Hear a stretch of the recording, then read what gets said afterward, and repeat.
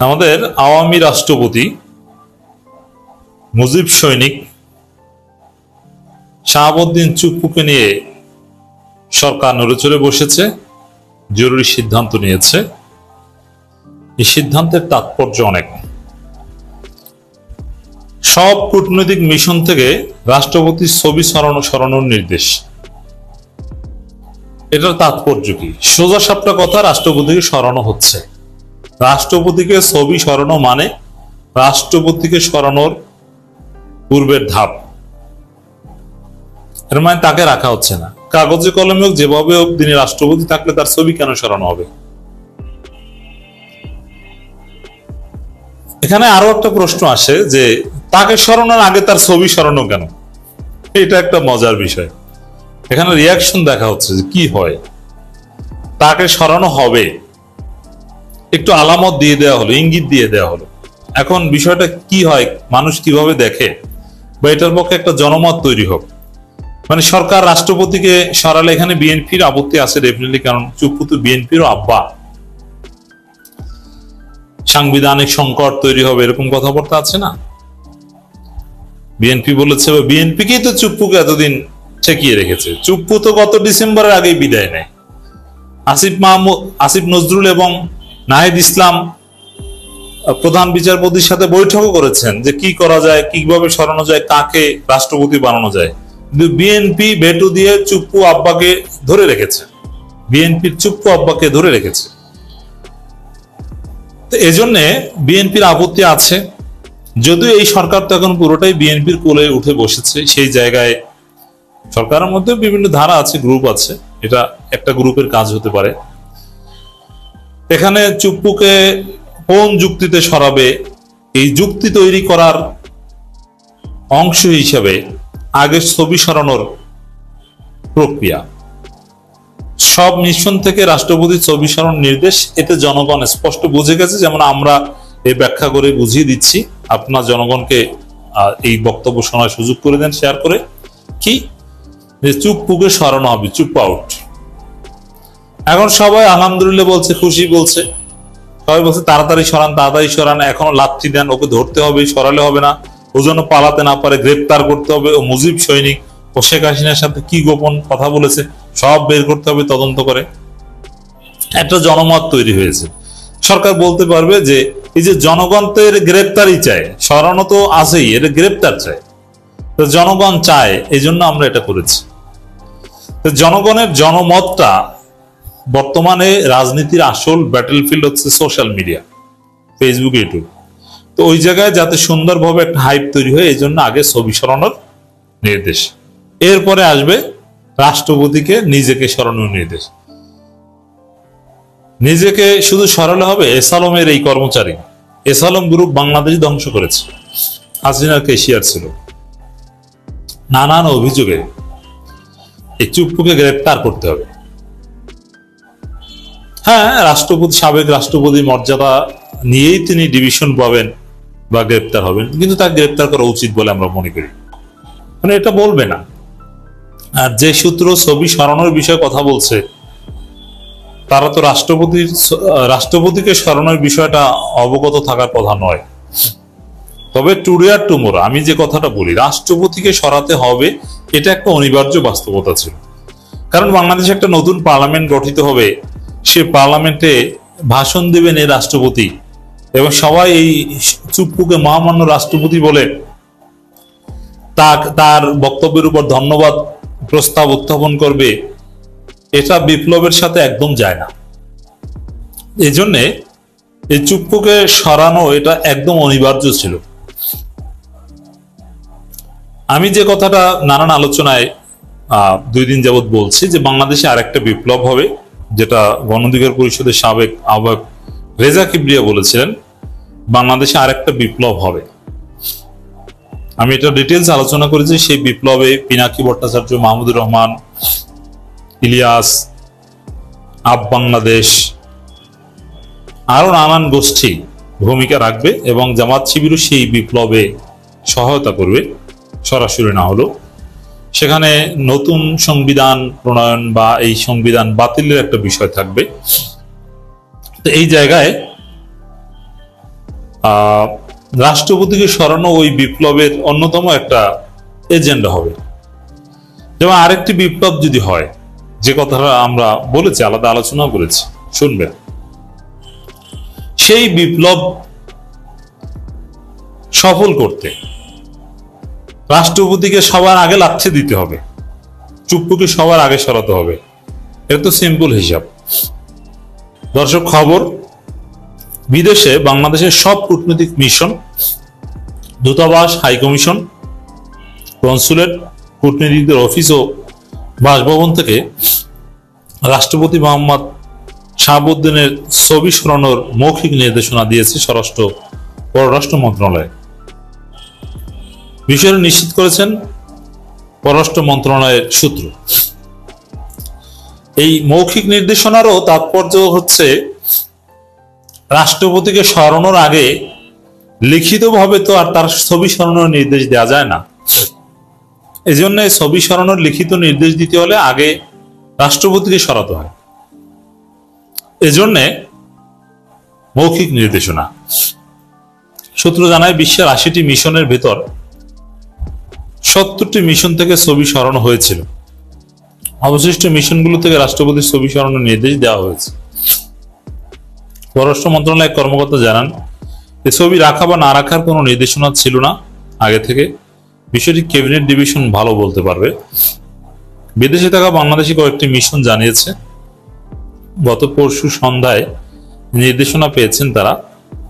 ছবি সরানোর বিষয়ে কোনো আনুষ্ঠানিক চিঠি বা ইমেল না দিলেও টেলিফোনে অঞ্চলভিত্তিক কয়েকজন রাষ্ট্রদূত ও হাইকমিশনারকে এই নির্দেশনা দিয়েছে পররাষ্ট্র মন্ত্রণালয়।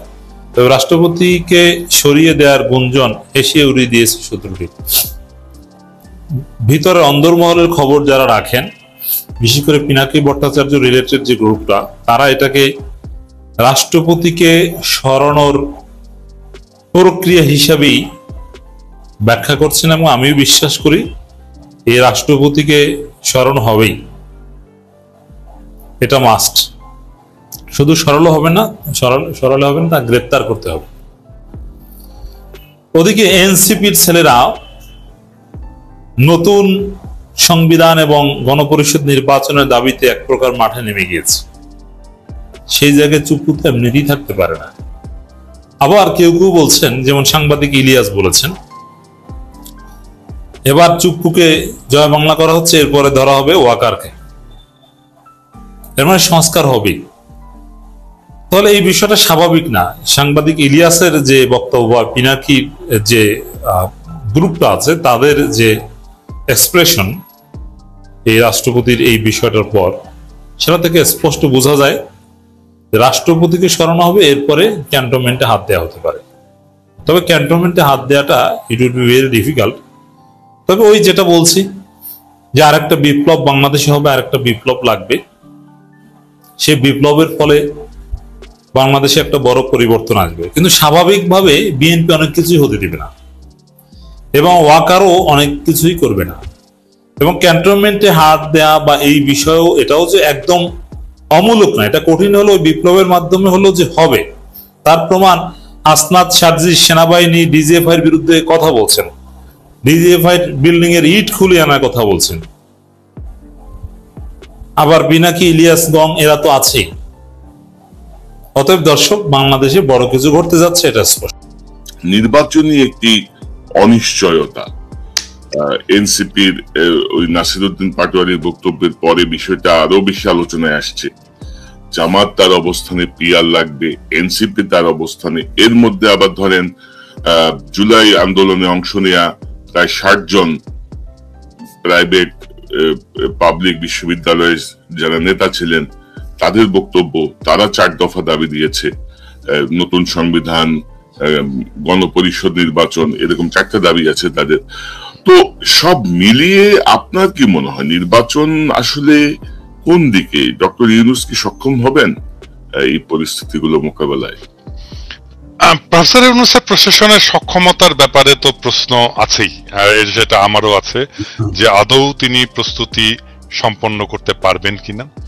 বিশেষ করে আইন শৃঙ্খলা পরিস্থিতির যে অবস্থা পুলিশ বাহিনীর যে অবস্থা, তার পুলিশ বাহিনীর যে ইন্টারনাল মোটিভেশনের যে অবস্থা, সেটা সবকিছু মিলে নির্বাচন অনুষ্ঠানের মতো প্রস্তুতি উনার আছে কিনা সেটা একটা প্রশ্নের বিষয়। কিন্তু আমি যেটা ব্যক্তিগতভাবে মনে করি যে প্রফেসর ইউনূস নির্বাচনের যেই ডেডলাইন দিয়েছেন এবং রাজনৈতিক দলগুলো যে ডেডলাইনটা মেনে নিয়েছে, সেই ডেডলাইনকে সামনে রেখেই আমাদের আগানো উচিত এবং সেটাই আমাদের লক্ষ্য হওয়া উচিত, যেন নির্বাচনটা নির্বিঘ্নে ফেব্রুয়ারির মধ্যেই সম্পন্ন হয়ে যায়। সেটা আমাদের সকলের চাওয়া উচিত। কিন্তু এটা আসলে করতে পারবেন কিনা এটা আমি জানি না। এটা কিভাবে এগোবে, সামনের দিনগুলোতে কিভাবে এই পরিস্থিতিটা অগ্রসর হবে, সেটার উপরে ডিপেন্ড করবে যে উনি আসলে এটা এগোতে পারবেন কিনা। প্রথম যে বিষয়টা নিয়ে উনাকে নজর দিতে হবে সেটা হচ্ছে যে উনি কিভাবে নির্বাচনটা করবেন। আমার একটা প্রস্তাব ছিল নির্বাচন অনুষ্ঠানের জন্য, সেটা হচ্ছে যে নির্বাচন যদি আমি একই দিনে সারা দেশে করতে চাই, সেটা প্রবাবলি সম্ভব হবে না। আমি বলেছিলাম যে এটা ভাগ ভাগ করে ধাপে ধাপে তাহলে আমি আমার রিসোর্সটাকে, আমার আইন শৃঙ্খলা বাহিনীকে একটা জায়গায় মোবিলাইজ করতে পারতাম, নির্বাচন কমিশনকে একটা জায়গায় মোবিলাইজ করতে পারতাম, প্রশাসনকে একটা জায়গায় মোবিলাইজ করতে পারতাম। আমি সেখানে সর্বাঙ্গ সুন্দরভাবে সেই নির্বাচনটা করে সিলগালা করে আমি ব্যালট বাক্সগুলো রেখে দিলাম, তারপরে আমি নেক্সট জায়গায় গেলাম। এইভাবে একটা দীর্ঘ সময় ধরে ইন্ডিয়াতে এভাবে ইলেকশন হয়, তাহলে হয় আমাদের নির্বাচনটাকে আমরা শান্তিপূর্ণভাবে এবং সুশৃঙ্খলভাবে সম্পন্ন হয়তো করতে পারবো। আমি জানি না এই পরিকল্পনা ওনারা নিচ্ছেন কিনা। আমি একমাত্র দেখি যে নির্বাচন সম্ভব যদি ধারাবাহিকভাবে বিভিন্ন সেন্টারে এইভাবে নির্বাচন করে একটা নির্দিষ্ট সময় ধরে নির্বাচন করে নির্বাচনটা সম্পন্ন করা যায়। কারণ আমার যে নাম্বার অফ সেন্টার আর আমার যে আইন শৃঙ্খলা রক্ষাকারী বাহিনীর সংখ্যা, এই দুইটা তো এক না। মানে তাহলে দেখা যাবে আমি একটা সেন্টারে হয়তো 2 বা 3 আইন শৃঙ্খলা রক্ষাকারী সমিতির সদস্যদেরকে দিতে পারবো। তাহলে তারা কি সেখানকার আইন শৃঙ্খলা রক্ষা করতে পারবে? এটা সম্ভব? এটা তো সম্ভব হবে না।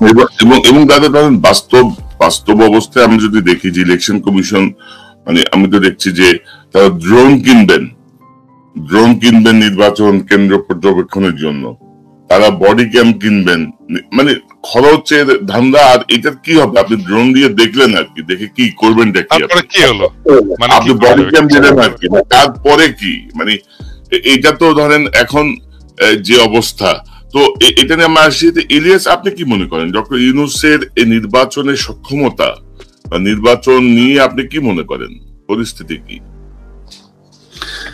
কনক ভাই, ধরেন নির্বাচন নিয়ে এক একজন এক এক কথা বলে। আপনি নির্বাচন ছাড়া ডক্টর ইউনূস কি সারা জীবন থাকবে ক্ষমতায়? মানে এটা তো শেখ হাসিনা না, তাই না? এবং আমার মনে হয় না যে শেখ হাসিনার মতো করে গায়ের জোরে কেউ নির্বাচন ছাড়া বাংলাদেশে থাকার চেষ্টা করবে। ডক্টর ইউনূসের তো সেই ইচ্ছা নাই। অন্য কেউ ভবিষ্যতে চেষ্টা করবে, আমার মনে হয় এটা অদূর ভবিষ্যতে বাংলাদেশের ইতিহাসে আর সম্ভব না। বাংলাদেশের ইতিহাস অন্যভাবে লেখা হয়ে গিয়েছে এবং বাংলাদেশের মানুষ বুঝিয়ে দিয়েছে যে আমরা লড়াই করতে পারি। এই ধরনের লড়াই নিকট অতীতে বাংলাদেশ তো বহু পরের কথা, পৃথিবীর ইতিহাসে কোথাও ঘটে নাই।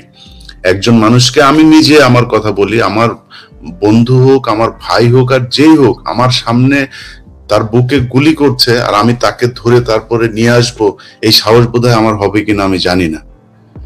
এটা বাংলাদেশের মানুষ দেখিয়েছে। এবং আজকে বাংলা এডিশনে একটা নিউজ গিয়েছে, আপনি ঢাকা মেডিকেলের কয়েকজন ডাক্তারের বক্তব্য নিয়ে, যে ওই সময়ে কি হতো, জুলাইয়ের ওই সময় যে মানুষ যখন যেত, একজন মা তার সন্তানের মাথার খুলি তার হাতে করে নিয়ে গিয়েছে, যে স্যার আমার এই সন্তানের খুলিটা আপনি মাথায় ইয়ে করে, ওর নিঃশ্বাস ছিল নাকি তখনও, বসে এটা করে দেন। আর আরো বিভৎস সব ঘটনা তিনি ডাক্তার বলছিলেন, বাংলাদেশে আজকে নিউজে এসছে। তো সেখান থেকে আবার ওই খাতাটা, আমার যে ভর্তির যে ইয়েটা থাকতো, এটা কি বলে, মানে লগবুক, যেটা লগবুকটা, সেটাকে রেজিস্টার রেজিস্টারটা আবার গোয়েন্দা সংস্থার লোকজন গিয়ে ডাক্তারদের কাছ থেকে নিয়ে এসছেন, যে কারণে সঠিক তথ্যটা ডাক্তাররাও জানেন না যে কি পরিমাণে মানুষ মারা গিয়েছেন, আহত হয়েছেন। এটাই তো বাংলাদেশের ইতিহাস। তো 24-কে এত ছোট করে দেখেন, আমরা 71-এর সাথে মিলাইতে চাই না, কিন্তু 24-কে যারা ছোট করে দেখে, এইটাই বাংলাদেশের মুক্তি। ওই সময় আমাদের হাফ স্বাধীন হয়েছিল দেশ, এখন পূর্ণ স্বাধীনতা পেয়েছি আমরা 24-এর মাধ্যমে। একটা ইন্টারাপ্ট করি ইলিয়াস, একটা ইন্টারাপ্ট করি। জি জি, আমরা 71-এর সাথে মিলাতে চাই না কেন? না 71-এর মানে ওইটা গেলে অনেক তর্ক আসবে, যেহেতু এখানে ধরেন এই স্বাধীনতা যুদ্ধটাকে যেভাবে করা হয়েছে, ডক্টর ইউনূসও যদি চাইতো, গত 1 বছরে কি সম্ভব ছিল না দাদা, যে আমাদের কতজন মানুষ মুক্তিযুদ্ধে অংশ নিয়েছিল, কতজন শহীদ হয়েছে, কতজন ধর্ষিত হয়েছে, কার কার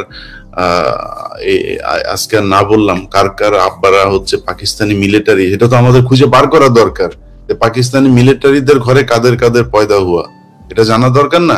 এটা জানুক, আমাদের জানাক, আমরা চাইতো মানে এটা হাসি তামাশার বিষয় না। 2 লক্ষ মা বোনের ইজ্জত, এটা বিশাল আকারের একটা অভিযোগ, আপনি সেটা করেন, খুঁজে বের করেন, আমরা তো চাই।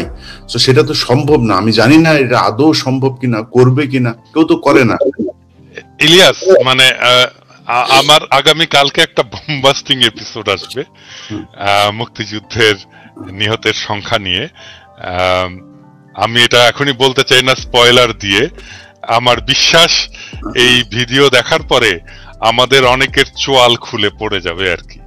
হ্যাঁ, এবং আমাদের সমস্ত রেকর্ডই আছে, হ্যাঁ সমস্ত রেকর্ড আছে।